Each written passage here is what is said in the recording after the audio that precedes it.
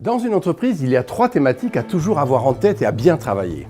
L'argent, car sans argent, il est difficile d'avoir une activité pérenne. Le temps, organisons-nous bien, car il faut l'utiliser au mieux et efficacement. Et l'équipe, c'est notre capital humain. Et des équipes motivées et efficaces, c'est la différence pour avoir une entreprise performante.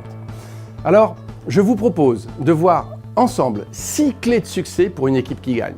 Le leadership, avoir un objectif commun, connaître les règles du jeu, avoir un plan d'action, soutenir la prise de risque et 100% d'implication. Écoutez les conseils de mes partenaires et passez à l'action. Le leadership constitue pour nous la première clé d'une équipe gagnante. Robert Dilts nous donne une définition. Le leader visionnaire crée un monde auquel les autres ont envie d'appartenir. C'est notre proposition.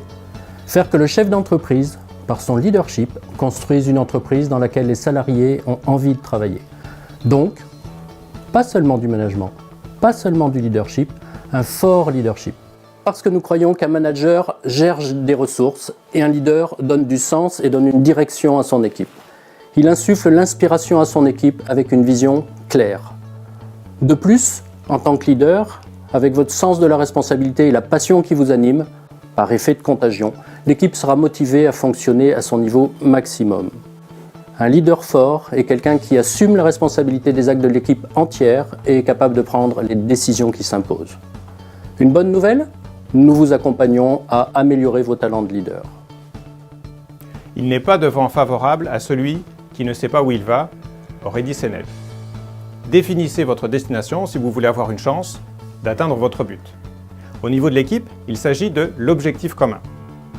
Sans objectif commun, chacun dans l'équipe risque de partir de manière dispersée au détriment de la synergie et de la performance collective.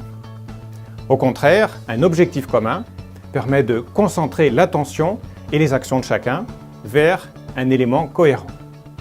L'objectif commun peut porter sur la raison d'être de l'entreprise ou sur une ambition commune. Il doit être précis, concret et chargé de sens. S'il est trop complexe, découpez-le en plusieurs petits objectifs.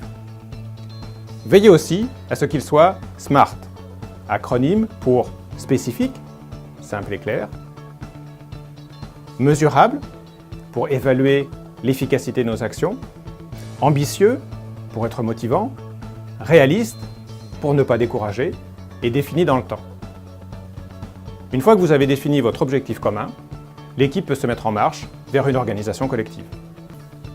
Je suis heureux aujourd'hui d'intervenir pour vous aider à réaliser un plan d'action. Définir un plan d'action est une étape importante, c'est une étape clé pour atteindre ses objectifs en équipe. En clair, il faut définir ce que l'équipe doit réaliser, comment et à quelle échéance. Chez Action Coach, nous préconisons une démarche en 3 étapes.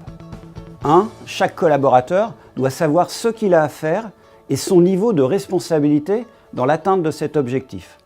Pour cela, chacun devrait avoir une description simple, claire et précise de son rôle dans l'entreprise.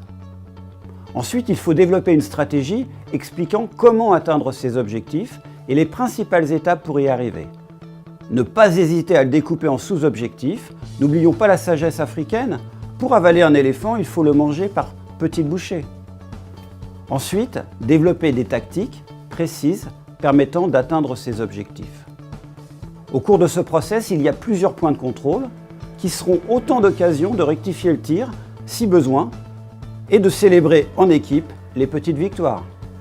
Autre pilier important au fonctionnement optimal d'une équipe, être capable de soutenir la prise de risque. Pourquoi ? Parce que se tromper est beaucoup moins grave que se scléroser. Si en tant que chef d'entreprise, vous n'encouragez pas la prise d'initiative et l'envie de vos collaborateurs d'expérimenter, d'essayer des choses nouvelles, alors vous vous privez d'un ressort essentiel à votre développement.